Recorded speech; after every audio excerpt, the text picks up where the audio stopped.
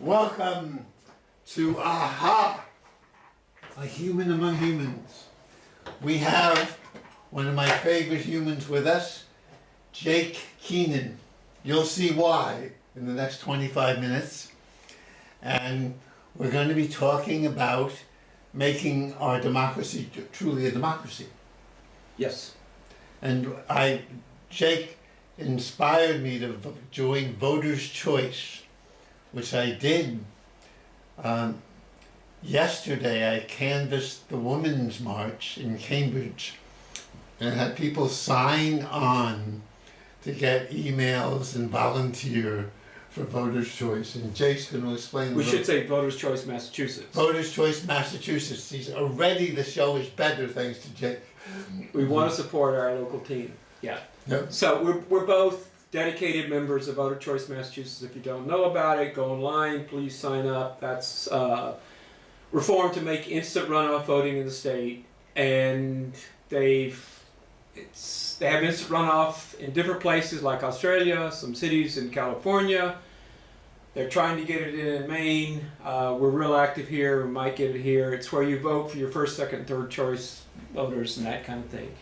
It gives you a chance to vote for who you really believe in without wasting your vote. And it makes people run for office. It makes people be more cooperative to get second place votes. It's a wonderful thing.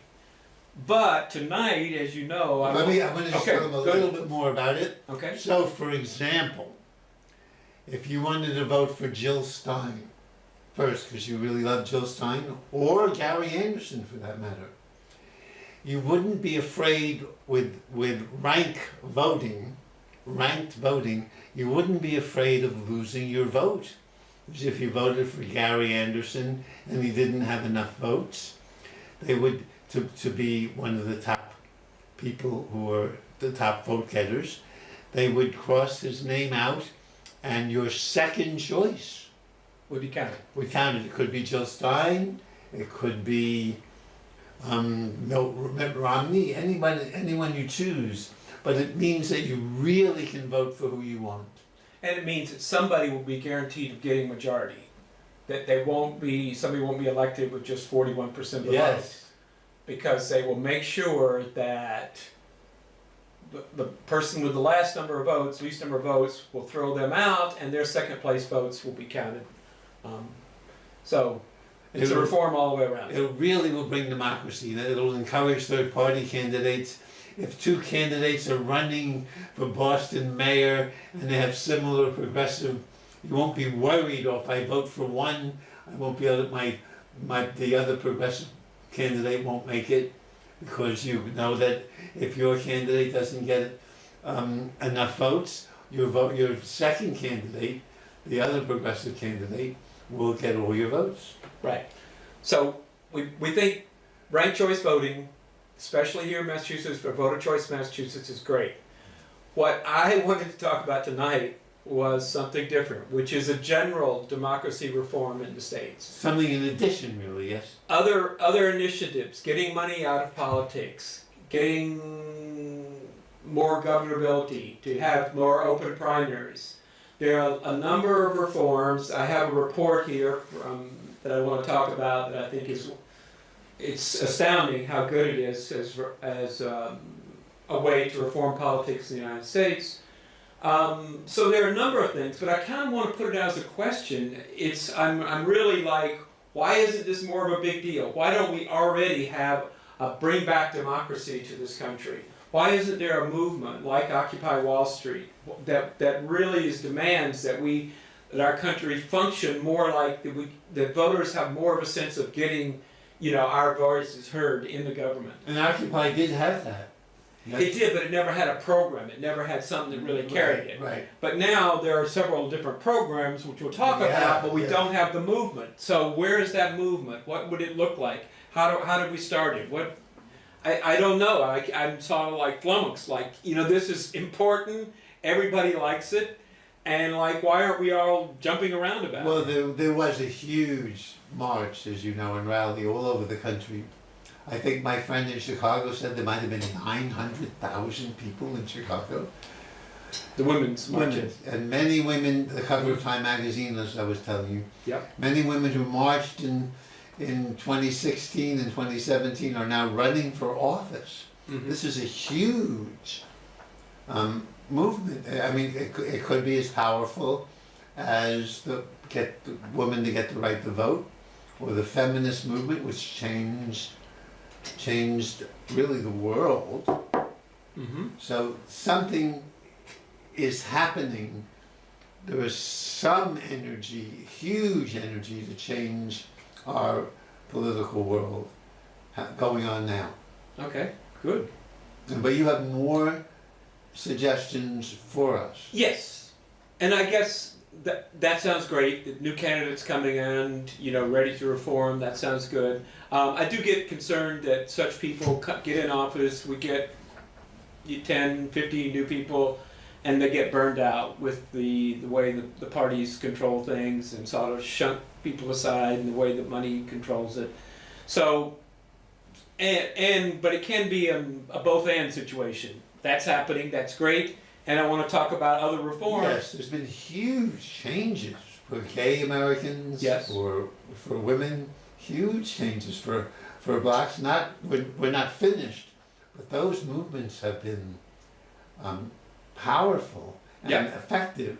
Right. And we have a political system that is dysfunctional. It's not working. Right, so we need the same kind of energy to reform that. That's what you're saying. Yes. And how to galvanize. Maybe it's easier if you're a woman to identify with women, because the political parties aren't really attracting you. Right.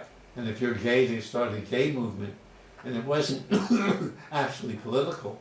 Although now people are getting elected who are trans and openly gay, so those are changes. Yes. But so this is the next important change. And you said they have it in Australia now. They have instant voting. But not. Why don't you explain to us some of the changes that you I'm going to just turn over to this report, which I think is really astounding. So the report, I don't know, can it get up there? It's done by two professors at Harvard Business School. I'm sure they don't mind us talking about it. It's by Catherine Gehl, Gehl, and Michael Porter.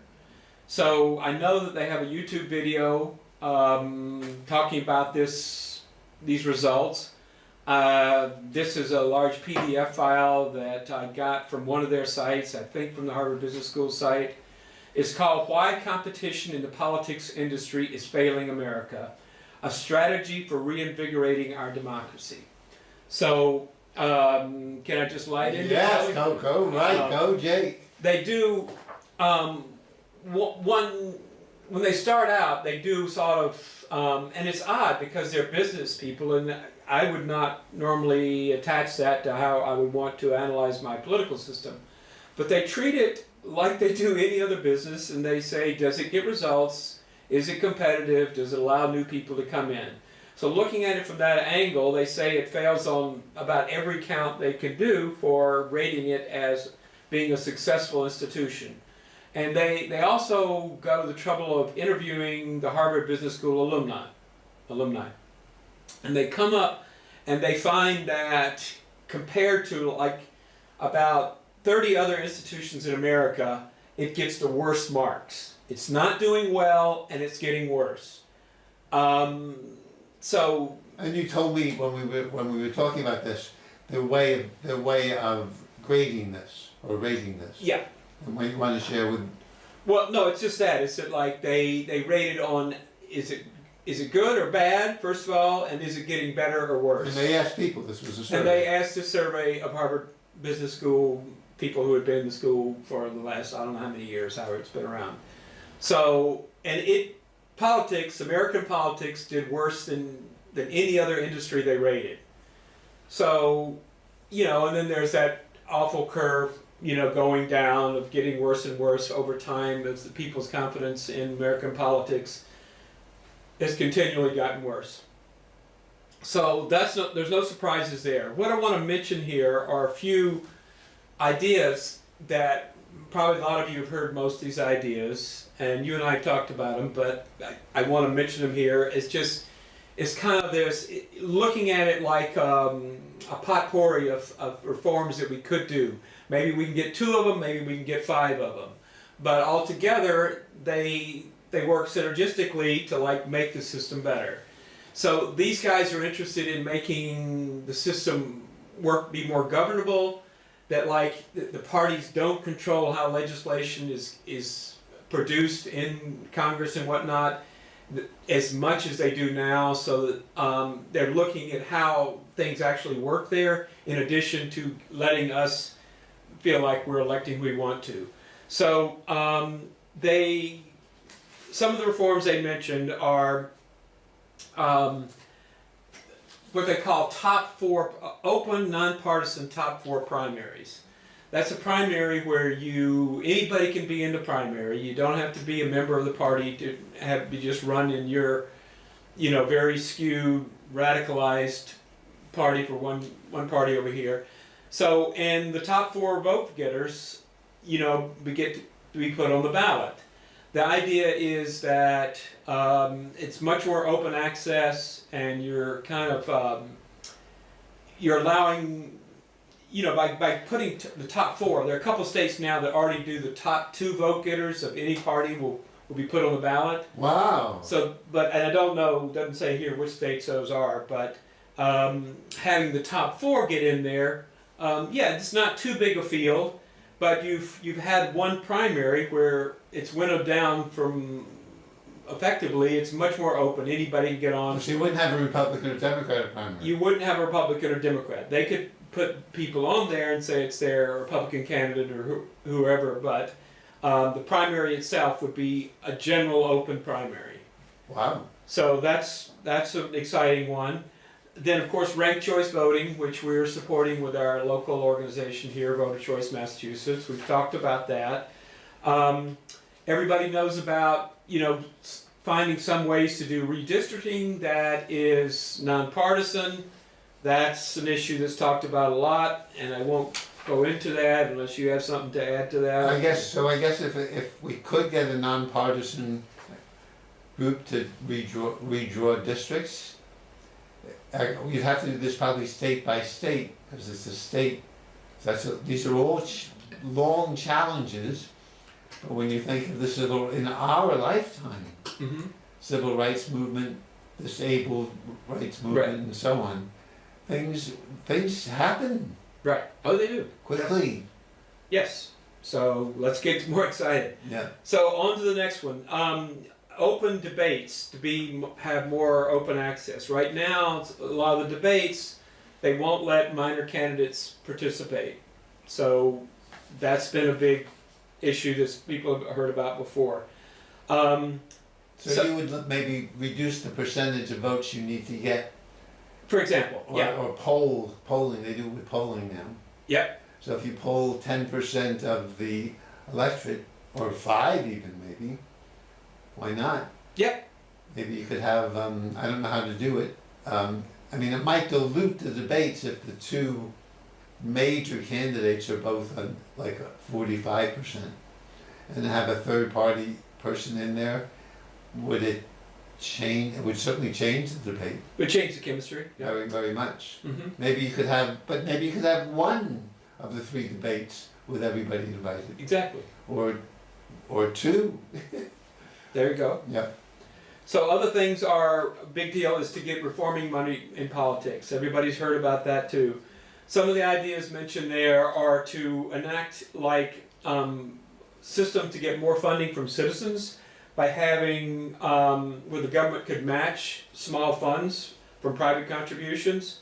And then establish, transparency, 100% transparency for who's contributing to political campaigns. Any of those things would reduce the amount of secret funders purchasing elections. So, but if a rich funder wanted to, they probably could still advertise for someone they wanted. I imagine that would be hard with our free speech to stop. So if Bill Gates wanted to support you when you were running, because he knows what a wonderful candidate he would be. Mm-hmm. We couldn't stop that, but at least we would know that Bill Gates was funding. Right. Yeah. And the idea is not to give the answer here, it's to like call out that there are solutions, that we need them, and what does it take to mobilize more energy to start creating these solutions and making them happen. Yes, it seems when it's like with Occupy, Mm-hmm. many of the people were students with loans that had to be paid. And Obama in some ways diffused it by changing the way those loans had to be paid back. Mm. So it seems that when it's something personal, like the Me Too movement, Mm-hmm. or the gay movement, or the physically challenged movement, that seems to speak to people more than these general. That's a good point. So I don't know how. So how to turn this into a personal thing? That would be that's a great question.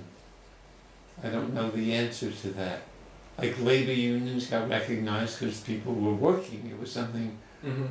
So you're very creative, and maybe not on this show, as you said, we don't need the answers. But how could we make this as personal as Rosa Parks refusing to get up? Yeah, I guess maybe you could do something where a group of people who are like, say, a democracy solution team shows up for an election that's particularly egregious or that there's been no competition, people were excluded or money was in there really badly. So you have a democracy reform group that shows up and says, look what a disaster you've done by doing this, this, and this. What you need to do in this situation is ABC. I don't know if that personalizes it for that particular campaign. I think voter choice or ranked voting might do a huge amount. Because then, like we have a faithful audience member, Columbia in West Virginia, she could run. And we could vote for Columbia knowing that even if she didn't win, our second vote would count. And if many people thought that, they weren't wasting their vote, she might win. Right. So for Columbia, for West Virginia senator, that would change things so much. Oh, and yeah. the candidates would have to be worried about that. Yes. And shift to accommodate. Yes. Because they want the number one vote. They'd be afraid of Columbia. Yeah, but they would also want Columbia's number 2 vote, so they would be nice to her. Yeah, they couldn't just trash her. They couldn't trash her. It would be changing. So this voter's choice, I was talking to my friend in Chicago, a very political person who had never heard of it. So it's so good that even though the people in Maine voted for it in a statewide referendum, Right. the legislature and the governor were afraid of it. And they vetoed it, even though it was voted by the majority of the people in Maine. And they now have 60 days to get, I think, 60,000 signatures to overturn the veto of the legislature. Shows you how worried they are about this. So we've got a situation of democracy versus insiders? Yes, yes. Because this really, I think this change, voters' choice, ranked choice voting, would do a lot toward the other reforms that you would want. Yeah, I think it's part of an ecology. Yes, yes. And you're saying it's a real important piece. I agree. And then we could run on some of the issues you're bringing up. I don't think you've mentioned it here, the Electoral College, if you want to talk about that. I don't. I want to talk about something even hotter. Good, okay. So I want to talk about, they advertise in this report again that I'm so hot on, supporting the Centrist Project. And the Centrist Project is a group that they have actually within the Centrist Project, they're doing what they call the Senate Fulcrum Strategy. And they're trying to get 3 or 4 senators elected who are professed to support being in neither party, but being centrist and getting legislation accomplished. So they are going around in certain states where it's known that they're kind of purple states, and they're looking for centrist candidates who will subscribe to their values of being unaffiliated with a party, and the project's going to support them. The idea is if you could get 3 or 4 senators like this in the Senate, then what you do is you have you make it where the other dominant parties can't have an easy majority, so they have to work with this small group. And because this small group is committed not to like one radical side or the other, they're committed to like looking for solutions, they become kind of like a tiebreaker, or kind of like, they call it the Senate Fulcrum strategy. So they want to find a small group of senators who can like change the chemistry of like, just left and right beating up on each other. Yeah, they're called independent now, but they could change their name. Right. And again, with voters' choice, you could vote for this independent candidate, not afraid that you'd be wasting your vote, because you could go back to your Republican or Democrat second choice. Exactly. So, exactly. They're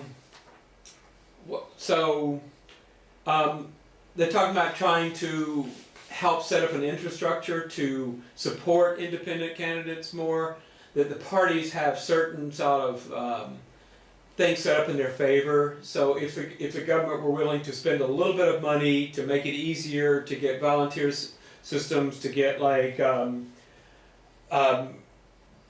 campaign financing tools or pools of like experts kind of thing to support independent candidates. I think Emily's does that for Democrats now, I think. But to do that for independents. To do that for independents, exactly. Anyway, those are some of the